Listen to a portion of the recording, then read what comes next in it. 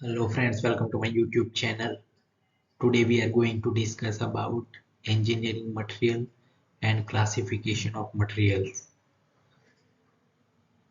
So let's start the video. First of all, introduction. So यहाँ पे आप देख सकते हो engineering material का introduction के बारे में हम बात कर रहे हैं. The knowledge of engineering materials and their properties is of great significance for all the engineers of different disciplines.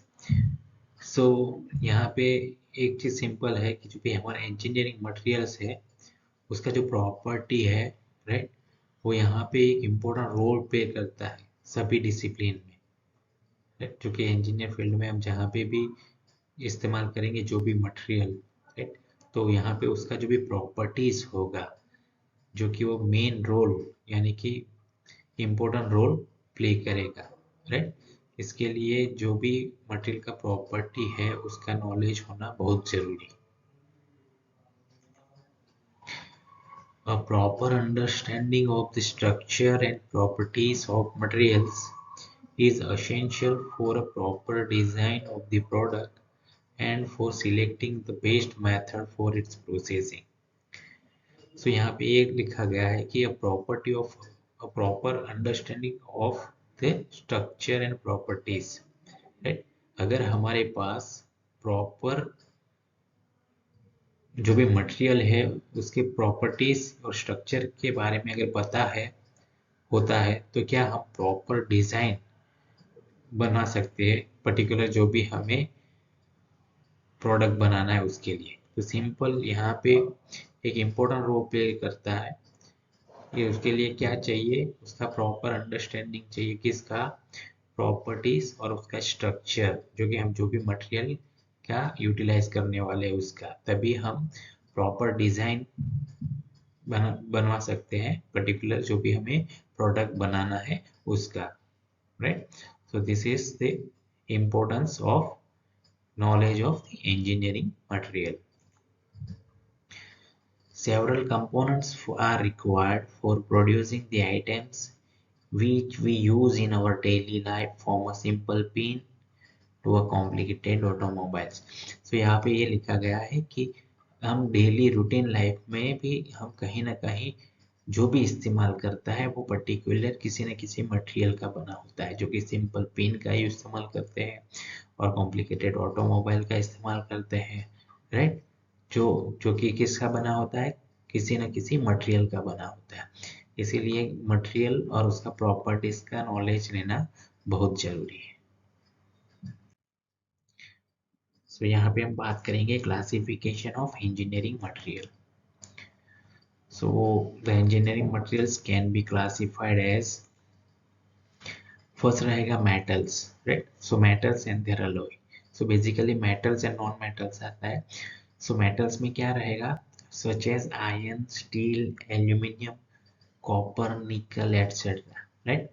सो जो भी ये आप देख रहे हो, आयरन है, स्टील है, एल्यूमिनियम है, राइट, वो बेसिकली किस में आता है, मेटल्स में आता है, राइट, जो कि हम डेली लाइफ में यूटिलाइज करते हैं. आपको पता है आयरन का कहीं ना कहीं हमें डेली लाइफ में यूटिलाइज कर रहे हैं, स्टील का. सो फर्स्ट वन रहेगा मेटल्स. सेकंड में रहेगा नॉन मेटल्स जिसमें क्या आता है, timber, ceramics, glass, plastic, rubber, right. So ये सभी किस में आता है, नॉन मेटल में आता है. टिम्बर यानी कि वुड जो कि हम लकड़ा बोलते हैं उसे हम टिम्बर बोलेंगे, राइट. सिरामिक है, ग्लास है, प्लास्टिक, रबर जो कि आपको पता है, right. So basically engineering material का टू क्लासिफाइड हुआ, metals and non metals. Metals में आपने देखा आयरन, स्टील, एल्यूमिनियम, कॉपर, निकल जो कि मेटल्स बोलेंगे. नॉन मेटल में रहेगा timber, ceramic, glass, plastic, rubber, right. तो ये आपको याद रखना है. अगर आप चाहो तो अपने आप नोटबुक्स में उसको राइट डाउन कर सकते हो. The metals can be further classified as, अब हमने मेटल और नॉन मेटल का बात किया, राइट. अब मेटल को हम फर्दर क्लासिफाइड करेंगे तो उसमें आएगा first ferrous metal and second non ferrous metal. अब फेरस एंड नॉन फेरस हम किसे बोलेंगे इसके बारे में बात करते हैं। The ferrous metals are those which have the iron as their main constituent such as wrought iron, steel and cast iron. So आपको सिंपली ये याद रखना है कि जब भी हम फेरस मेटल की बात करेंगे तो उसमें आयन जो होगा वो मेन कंस्टिट्यूएंट होगा, राइट। यानी कि आयन का कंटेंट ज़्यादा होगा, मेन पार्ट होगा, राइट। जो भी मेटल में उसको हम फेरस मेटल बोलेंगे, जो कि रूट आयन होता है, steel and cast iron, right. इसमें क्या होता है, iron as a main constitute utilize होता है, यानी कि मेन होता है, राइट। और उसमें सभी जो है वो स्मॉल अमाउंट ऑफ परसेंटेज में रहता है, राइट। लेकिन आयन जो होता है मेन, यानी कि ज़्यादा मात्रा में यूटिलाइज किया जाता है फेरस मेटल्स में। The non-ferrous metals are those which has a metal other than iron as their main constituent such as aluminium, copper, tin, zinc, etc. So non-ferrous metal में यह कहा गया है कि आयन जो है वो उनका मेन कंस्टिट्यूएंट्स नहीं है, राइट। उसके अलावा उसका मेन कंस्टिट्यूएंट कौन सा है, aluminium, copper, tin, zinc, right. These are the main constituents for the non-ferrous. So ferrous में मेन रहेगा आयन, जबकि नॉन फेरस में मेन आयन नहीं रहेगा, उसकी अगेंस्ट में क्या रहेगा, aluminium, copper, tin, zinc, right. तो ये याद रखना है, फेरस में आयन मेन, नॉन फेरस में आयन मेन कंस्टिट्यूएंट नहीं रहेगा।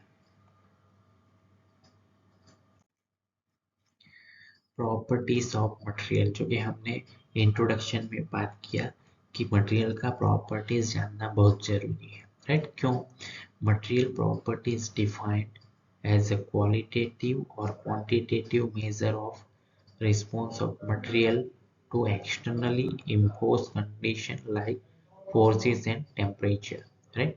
सो मटेरियल का प्रॉपर्टी इफेक्ट क्या है कि क्वालिटेटिव और क्वांटिटेटिव। क्वालिटेटिव यानी कि उसका गुणात्मक बोलेंगे, उसका गुण, राइट। एंड क्वांटिटेटिव मीन्स मात्रा, यानी कि उसका कितना क्वांटिटी है, राइट, उसको मेजर करेंगे। क्यों, क्योंकि वो impose condition like forces and temperature, क्योंकि पर्टिकुलर जो भी हमारा प्रोडक्ट होगा, राइट, उसमें कितना फोर्स कितना टेम्परेचर लगेगा, राइट, उसका मेजरमेंट करेंगे, राइट। उसको ही हम बोलेंगे प्रॉपर्टीज ऑफ मटेरियल। अगर नहीं आपको पता चले तो प्रॉपर्टीज यानी कि कैरेक्टरिस्टिक्स, राइट, पर्टिकुलर मटेरियल का, कि मटेरियल कैसा है, किस तरह का बिहेव करेगा, जब हम उस पर लोड अप्लाई करेंगे उसको ही हम प्रॉपर्टीज ऑफ मटेरियल बोलेंगे। तो यहाँ पे आप देख सकते हो टाइप्स ऑफ प्रॉपर्टीज, राइट। सो कौन कौन से प्रॉपर्टीज है, राइट, और उसके नेम ऑफ प्रॉपर्टीज, राइट। तो ये आप पूरा उसका स्क्रीनशॉट ले सकते हो।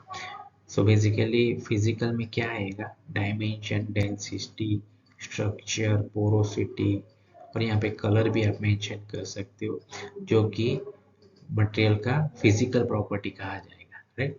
यानी कि कोई प्रोडक्ट है उसका डायमेंशन कैसा है, उसकी डेंसिटी कैसी है, उसका स्ट्रक्चर कैसा है, उसे फिजिकल प्रॉपर्टी बोलेंगे।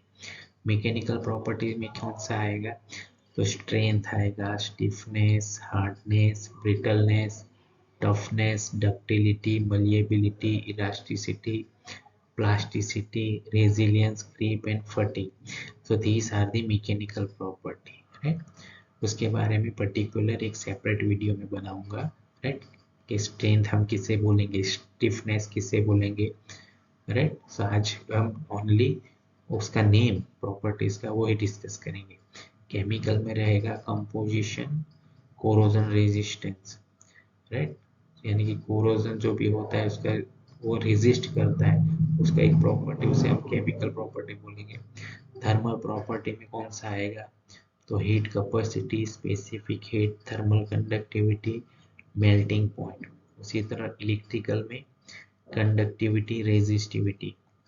मैग्नेटिक प्रॉपर्टी में आएगा permeability, hysteresis.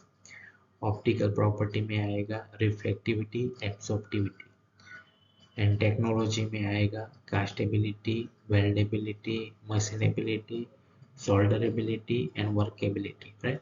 So these are the properties, right? So types of property में ये सब आएगा, right? और particular उस property में कौन कौन सी properties आएगी, ये है उसके नेम है, राइट? तो पर्टिकुलर हम इस पर्टिकुलर मैकेनिकल प्रॉपर्टी के बारे में बात करेंगे, तो उसका एक सेपरेट वीडियो आएगा, उसमें ये पर्टिकुलर सभी जो प्रॉपर्टीज है, राइट? तो उसका मेन उसको हमने डिस्क्राइब करेंगे, स्टिफनेस क्या है, टफनेस क्या है, उसका एग्जाम्पल क्या है, तो उसके रिगार्ड हम बात करेंगे। सो ये सिंपल टाइप्स ऑफ प्रॉपर्टी का एक टेबल है, राइट? जिसको आप अपनी नोटबुक्स में लिख सकते हो। Thank you.